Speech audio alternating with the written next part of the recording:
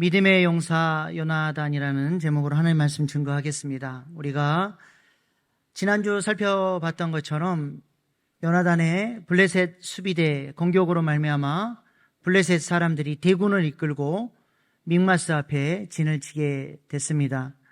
기도 없이 출전했던 이스라엘 백성들은 그 블레셋의 강함을 보고 두려워하고 떨고 도망치게 됨으로써 이제 병력은 고작 600명밖에 남지 않은 상황이 되었습니다.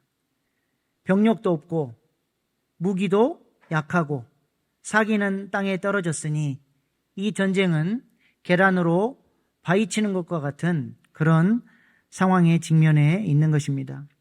이때 혜성처럼 등장한 인물이 있으니 바로 사울의 아들 요나단입니다. 오늘 본문 1절 말씀 보겠습니다. 함께 읽겠습니다. 시작. 하루는 사울의 아들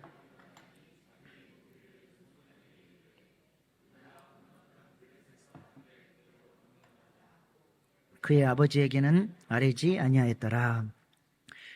요나단이 지금 자기의 무기를 든 소년과 아주 담대한 작전을 행하려 하고 있습니다. 무기를 든 자라고 하는 것은 왕자인 요나단을 지키는 호위무사입니다.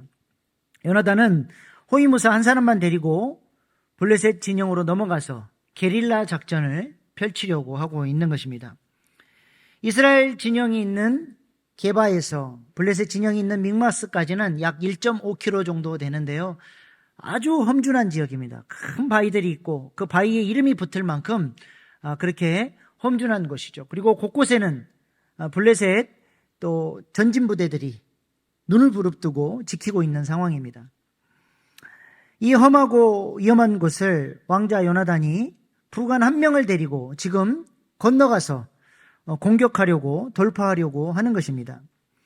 그런데 이 전쟁을 진두지휘해야 할 사울왕은 지금 뭐하고 있습니까?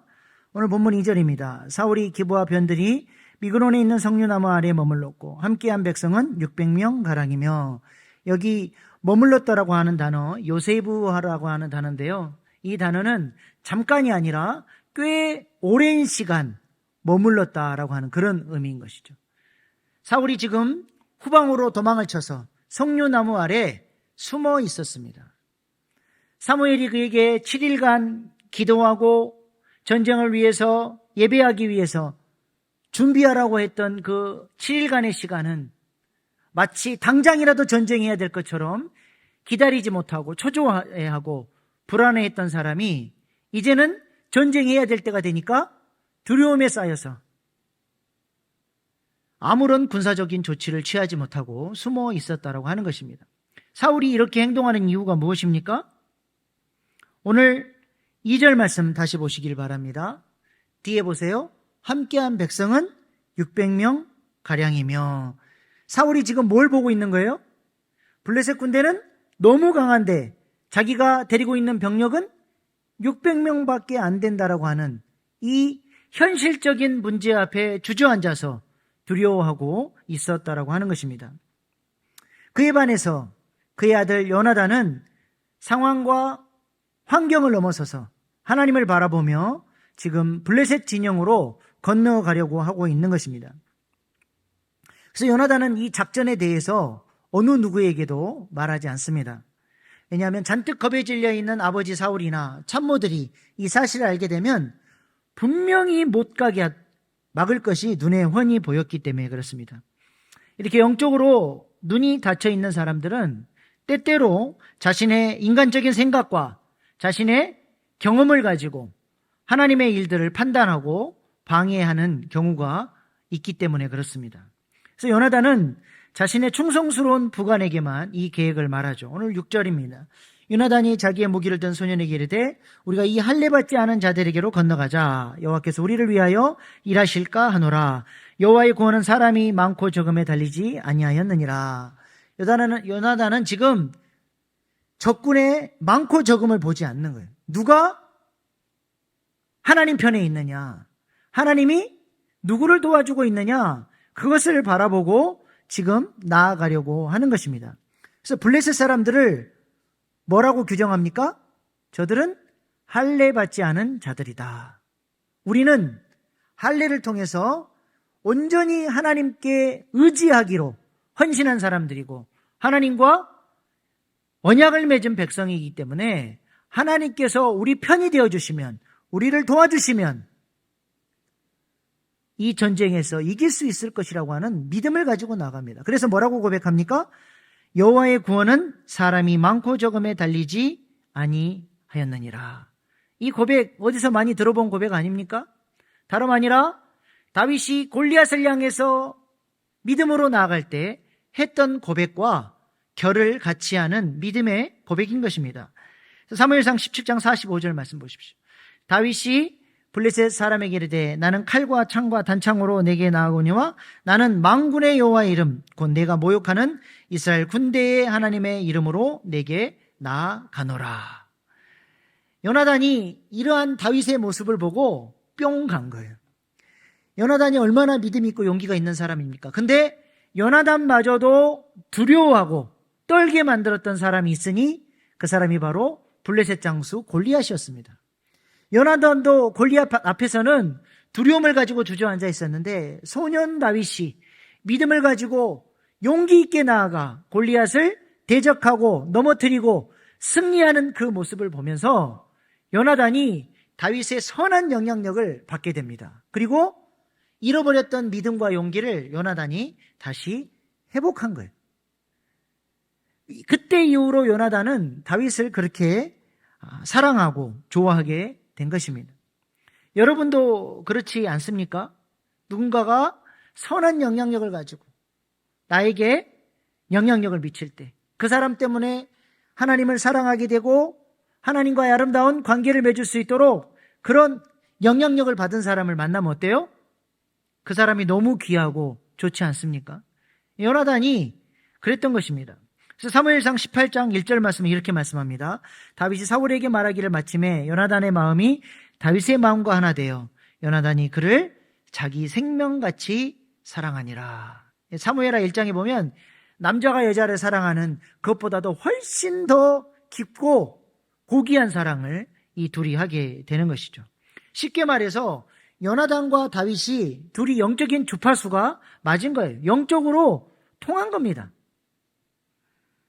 그때 이후로 다윗과 요나단은 서로가 서로를 돕고 영적인 영향력을 서로 주고받고 하나님이 주신 은사들을 가지고 서로 섬기면서 그렇게 아름다운 우정을 맺게 된 것이죠.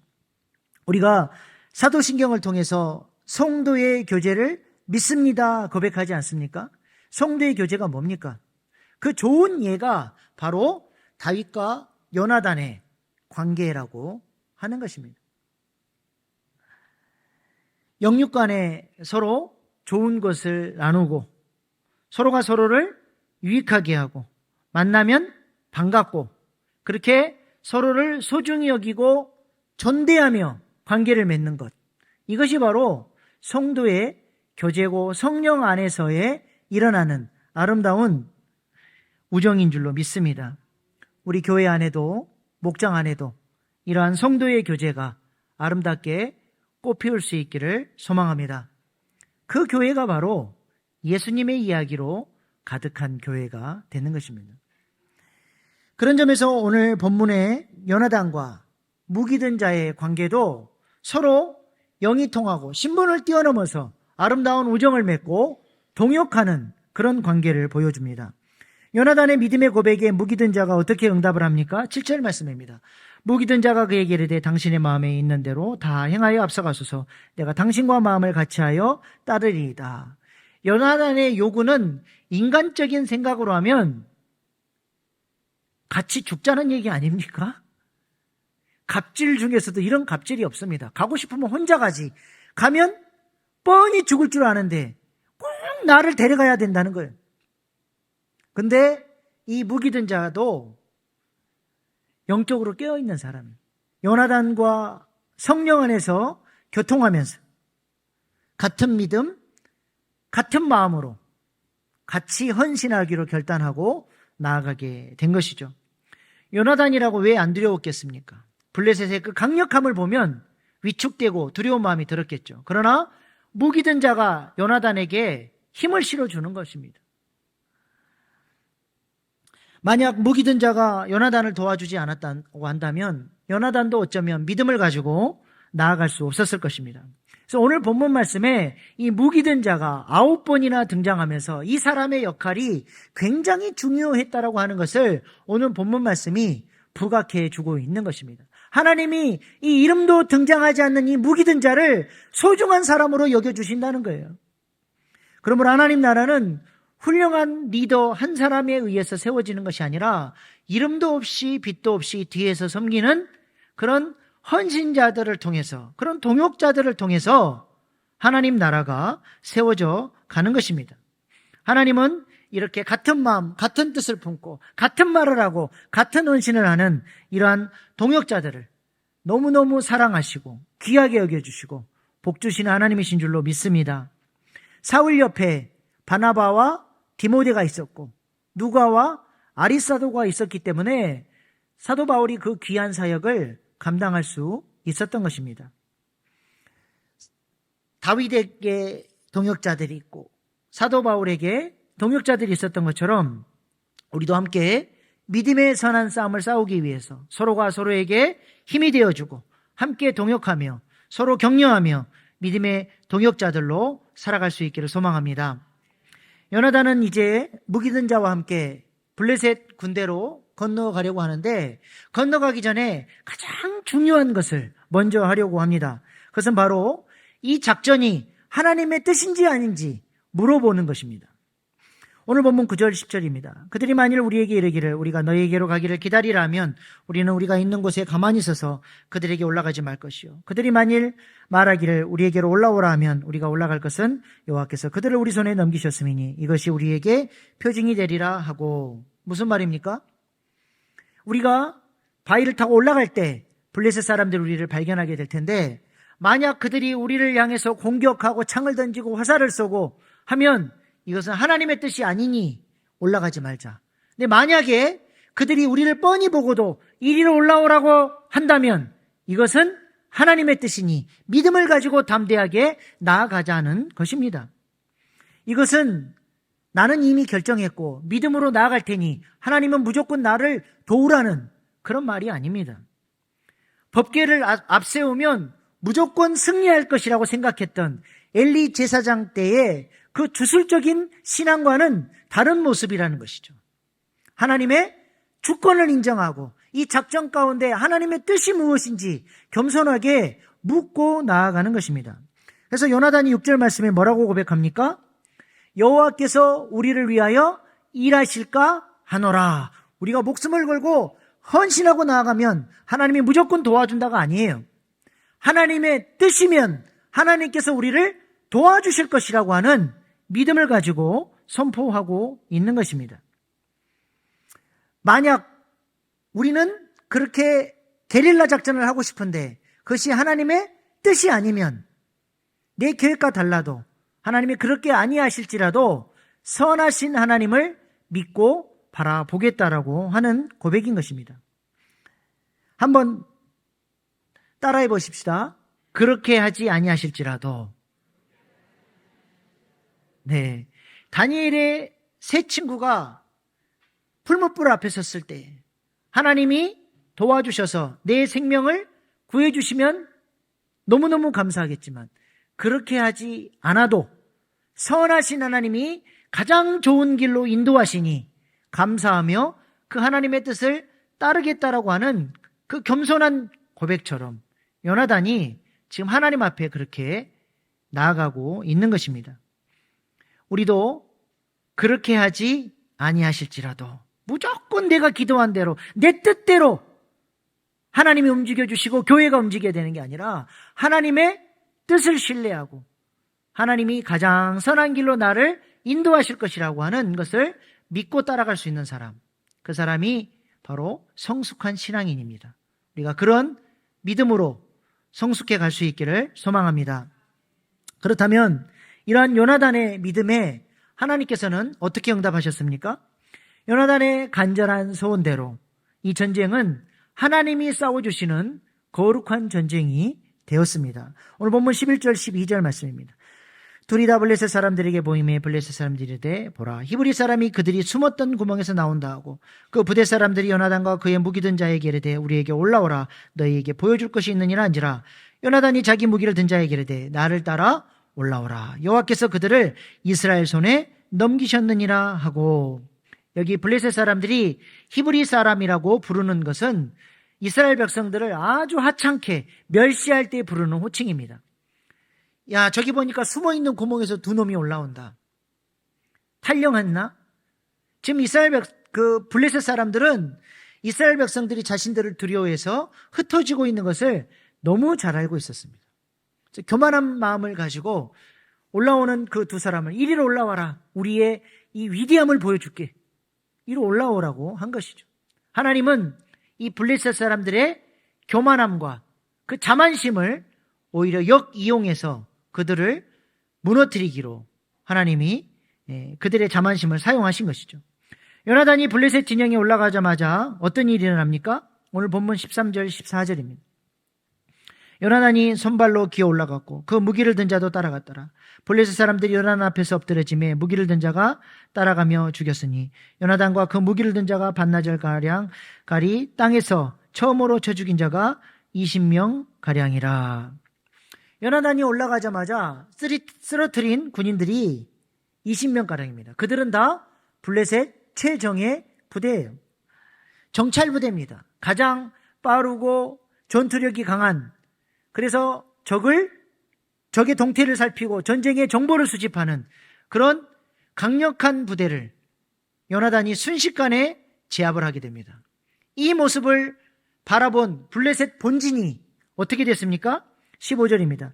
들에 있는 진영과 모든 백성들이 공포에 떨었고 부대와 노력군들도 떨었으며 땅도 진동하였으니 이는 큰 떨림이었더라. 자신들의 최정예 부대가 순식간에 두 사람에 의해서 무너지는 걸 보면서 그들 안에 큰 공포심이 생겨요. 그리고 하나님께서 땅이 진동하는 초자연적인 이 지진의 역사까지 역사하시니까 이 블레셋 사람들이 공포에 떨게 됩니다. 성경은 이 두려움이 어디서부터 왔다라고 이야기합니까? 여러분 성경에 보면 각주가 달려있어요. 누가 보내신 공포예요? 하나님이 그들에게 두려움을 주셨다는 것입니다. 전능하신 하나님께서 요나단과 함께 하시니 순식간에 블레셋 군대의 두려움이 엄습하게 된 것이죠. 그랬더니 16절에 그 강력했던 블레셋 군대가 와르르 무너지게 됩니다. 베냐민 기브아에 있는 사울의 파수꾼이 바라본즉 허다한 블레셋 사람들이 무너져 이리저리 흩어지더라. 요나단의 담대한 믿음과 하나님의 전능한 손길이 더해지니까 그 초롱성과 같이 절대로 무너지지 않았던 같은 블레셋 군대가 무너지고 도망가기 시작합니다. 여기 본문에 나와 있는 무너져 내렸다라고 하는 언어적 의미는 마치 얼음이 녹아 없어지는 것처럼 그렇게 녹아 없어져 버렸다라고 하는 그런 의미입니다. 절대로 무너지지 않을 것 같았던 블레셋과 같은 문제 앞에 하나님이 역사하시니까 놀라운 방법으로 해결되었다라고 하는 것입니다. 여러분의 삶에 블레셋과 같은 어떤 어려움이 있습니까? 어떤 큰 문제가 여러분의 인생을 가로막고 있습니까? 그것 때문에 마음이 상하고 두렵고 눌리고 스트레스 받고 계십니까? 하나님의 뜻을 구하며 요나단처럼 하나님을 의지할 때 우리의 삶에도 여호와 삼마 거기에 함께 계신 하나님께서 우리의 삶을 붙들어 주시고 그 문제를 해결해 주시리라 믿습니다. 이에 반해서 지금 사울은 무엇을 하고 있습니까? 이 국가적 비상 상황 앞에서 사울이 지금 뭐 하고 있죠? 사울의 가장 큰 문제는 요나단과 달리 하나님을 의지하고 하나님께 기도하는 영성이 없었다라고 하는 것입니다. 지난주 살펴봤던 것처럼 사울 왕은 제사도 때우기식으로 잘못 드렸을 뿐만 아니라 지금 현실적인 문제 앞에 주저앉아서 그렇게 두려움에 떨고 있었습니다. 그런데 요나단 때문에 블레셋 진영에 새로운 움직임, 새로운 변화가 나타난 것을 알고 사울이 어떻게 합니까? 오늘 본문 18절 말씀입니다. 사울이 아히야에게 이르되 하나님의 개를 이리로 가져오라 하니 그때 하나님의 개가 이스라엘 자손과 함께 있음이니라. 학자들은 여기 등장하는 하나님의 궤가 언약궤가 아니라 제사장들이 입는 복장에 흉패, 우림과 둠빔, 그 에봇을 말하는 것으로 봅니다. 왜냐하면 엘리 제사장 때 블레셋에게 빼앗겼던 법궤는 블레셋이 감당을 할 수가 없어서 기란 여아림으로 보내지게 되죠. 그때 이후로 사울이 왕이 되어서 하나님의 언약궤를 이스라엘 중심으로 모셔오기까지 사울 왕은 자신의 재임 기간 동안에 단 한 번도 언약궤를 찾은 적이 없기 때문에 그렇습니다. 그리고 일상적으로 제사장들이 하나님의 뜻을 물을 때는 에봇을 통해서 하나님의 뜻을 물었기 때문에 그렇습니다. 사진 보여주시면 대제사장이 입는 복장에 흉패 12보석 그 안에는 우림과 둠밈이라고 하는 두 돌이 들어있습니다. 제사장은 언제나 이 두 돌을 가지고 하나님의 뜻이 무엇인지를 묻고 응답을 받는 그런 도구였죠. 그래서 사울이 블레셋 진영이 심상치 않은 움직임이 있으니까 이 전쟁에서 이길 수 있는지 진군해야 되는지 그것이 묻고 싶어서 제사장을 불렀는데 그렇게 말하고 있는 사이에 블레셋이 와르르 무너지게 된 거예요. 그랬더니 사울의 태도가 돌변합니다. 19절 말씀입니다. 사울이 제사장에게 말할 때 블레셋 사람들의 진영에 소동이 점점 더한지라 사울이 제사장에게 이르되 내 손을 거두라 하고 상황이 달라지니까 사울의 마음에 뭐가 생겨요? 자신감이 생겨요. 어쭈 이거 봐라 이기겠는데? 그러니까 제사장에게 그거 필요 없어.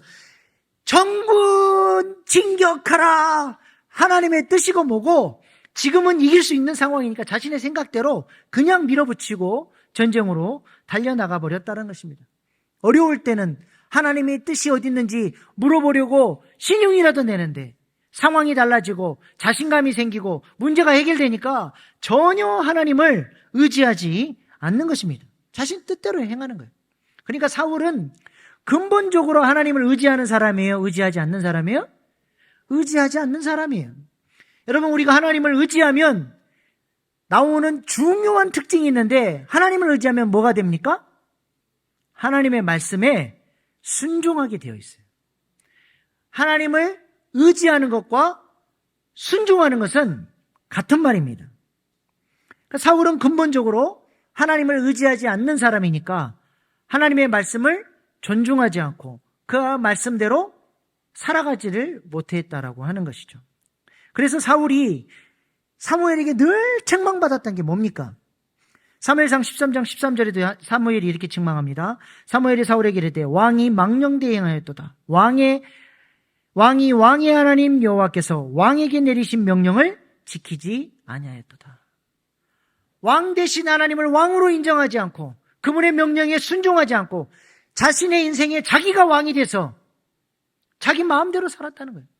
사무엘이 계속해서 사울에게 그것을 지적하지만 그는 자신의 삶의 주권을 하나님께 드리지 않습니다. 하나님의 말씀대로 살아야 될 이유를 몰라요. 하나님 말씀 없어도 내게 왕권 있고 힘이 있고 권력이 있으니까 물질이 있으니까 하나님 의지하지 않고도 살아갈 수 있다라고 생각하고 살아가는 겁니다. 이것이 곧 망령된 행동이고 이것이 곧 불순종으로 이어졌고 이것은 곧 하나님을 의지하지 않는 삶이라고 하는 결론으로 도달하게 되는 것입니다. 여러분은 하나님을 어떻게 의지하며 살고 계십니까? 하나님을 의지한다고 하는 것은 하나님의 말씀을 사랑하고 그 말씀대로 순종하며 살아가는 것입니다. 예를 들어서 배를 타고 가고 있는데 갑자기 배가 침몰하게 됐어요. 그랬더니 이런 경험이 많은 선장이 나는 이런 경험을 많이 했습니다. 제 말을 잘 듣고 제 말대로 하시면 살아날 수 있으니 제가 지금부터 설명을 하겠습니다. 이렇게 설명을 하면 여러분은 어떻게 행동하시겠습니까? 어려운 말이지만 선장이 하는 말을 최대한 이해하려고 집중해서 듣고 그 말대로 행동하려고 하겠습니까? 아니면 뭐가 그렇게 복잡해. 대충 말해 주십시오. 사람 머리 아프게 복잡하게 말하지 말고. 여러분은 어떻게 행동하시겠습니까? 이 생명이 달린 문제 앞에 어떻게든 그 말을 이해하고 그 말씀대로 따라 보려고 하지 않겠습니까? 제가 미국 유학 시절에 만났던 목사님 중에 자신의 막내 아들이 자폐 스펙트럼이라고 하는 판정을 받게 됩니다. 의사가 아버지를 불러서 이 자폐에 대한 이야기를 쭉 해주는데 그 복잡한 의학 용어를 영어로 들으려니 얼마나 어렵겠습니까? 근데 아들에 대한 문제니까 다시 한번 얘기해 주십시오. 천천히 얘기해 주십시오. 최대한 알아들어 보려고 노력을 하고 집에 와서는 그 어려운 의학 지식들을 검색을 해서 어떻게 하면 우리 아들에게 최선의 방법으로 도와줄 수 있을까를 연구하고 노력하는 아버지를 본 적이 있습니다. 우리가 하나님의 말씀이 생명의 말씀이고 이 말씀이 아니고서는 하나님을 왕으로 모시고 하나님의 통치를 받지 못하고 살아가기 때문에 나는 이 말씀이 생명이요 진리요 길임을 믿고 그것을 의지하고 그 말씀대로 순종하며 살아가게 되는 것입니다. 근데 내가 하나님을 의지하지 않으니까 어때요? 하나님의 말씀을 배울 필요도 없고 들으려고도 하지 않고 관심도 없는 것입니다. 내가 하나님을 의지하냐 의지하지 않느냐는 말씀을 대하는 태도를 보면 알 수 있다라고 하는 것입니다. 사울은 그 무엇보다도 하나님을 왕으로 높이며 하나님을 의지하며 살아야 되는데 이 부분에 있어서 철저하게 실패한 사람이었다라고 하는 것입니다. 그래서 오늘 본문 말씀이 어떻게 결론을 맺고 있습니까? 14장 52절 말씀입니다. 같이 읽어보겠습니다. 시작.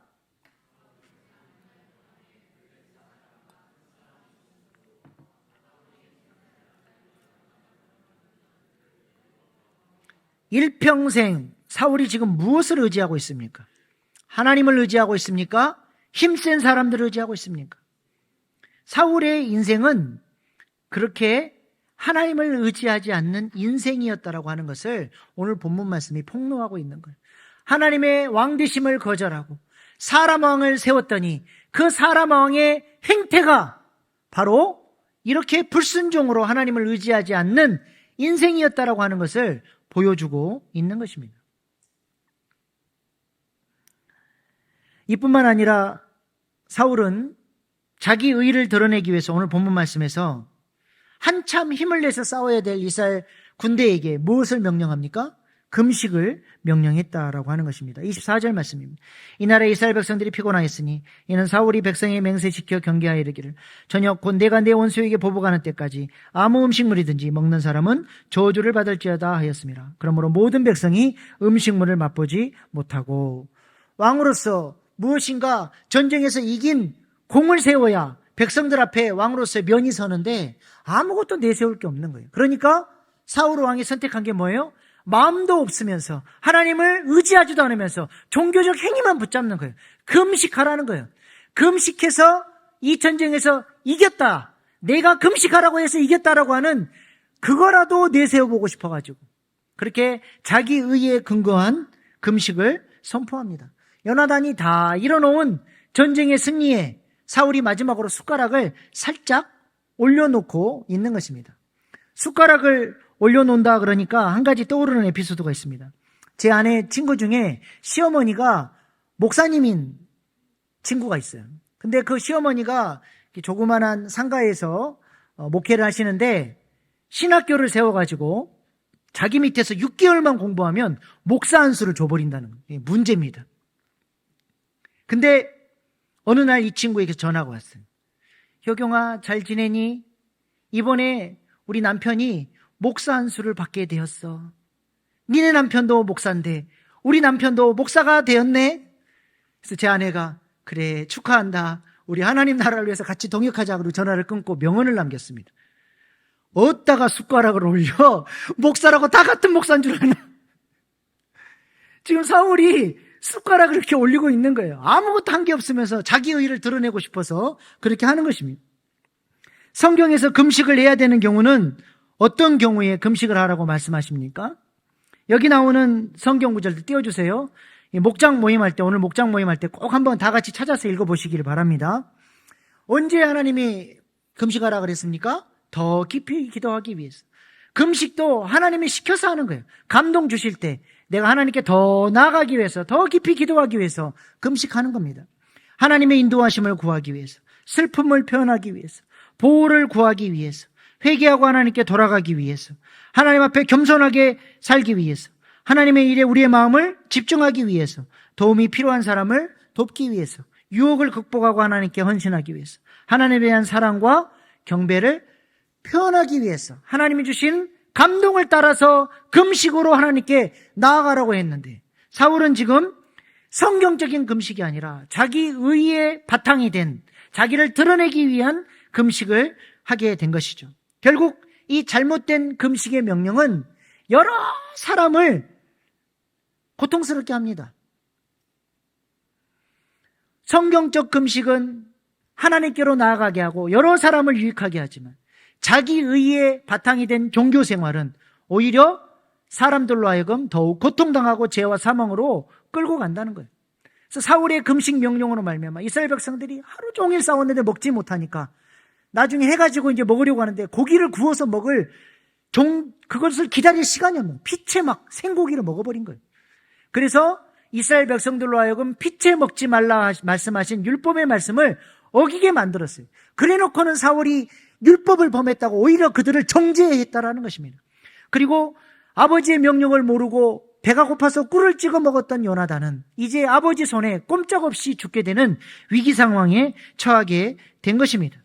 이렇게 자기 의를 드러내는 종교 생활은 정죄하고 판단하고 결국에는 여러 사람들을 죄와 사망으로 끌고 들어가는 것이 되는 것입니다. 그래서 우리 예수님께서 그렇게 종교 생활에 몰두했던 바리새인들을 향해서 화가 있을지어다 이렇게 분노하셨다라고 하는 것입니다. 교회를 안 다니는 게 아닙니다. 종교의 겉으로는 경건의 생활의 모습이 있는데 하나님을 의지하지 않고 하나님과 영적으로 통하지 않는 그런 종교 생활은 자기도 죽고 주변 사람들까지 다 죽여나간다는 거예요. 결국 요나단은 이런 아버지의 경솔한 맹세 때문에 죽음의 위기에 처하게 된 것이죠. 이때 백성들이 어떻게 반응합니까? 오늘 본문 44절 45절입니다. 사울이 이르되 요나단아 내가 반드시 죽이리라. 그렇지 않으면 하나님이 내게 벌을 내리시고 또 내리기시를 원하노라 하니, 백성이 사울에게 말하되 이스라엘의 이 큰 구원을 잃은 요나단이 죽겠나이까? 결단코 그렇지 아니하니이다.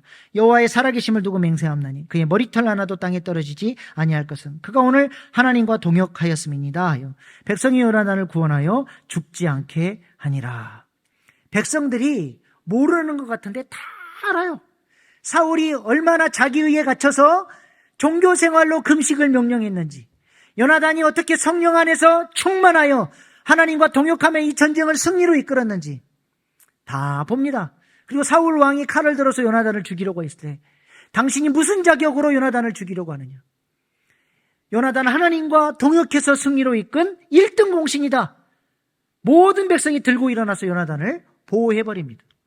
결국 사울은 하나님 앞에 껍데기 신앙생활로 살아가면서 하나님 앞에 버림받은 왕이 되었을 뿐만 아니라 그렇게 존경받고 싶고 사람들로부터 인정받고 싶었던 그 백성들로부터도 버림받은 비참한 왕이 되고 말았다는 것입니다.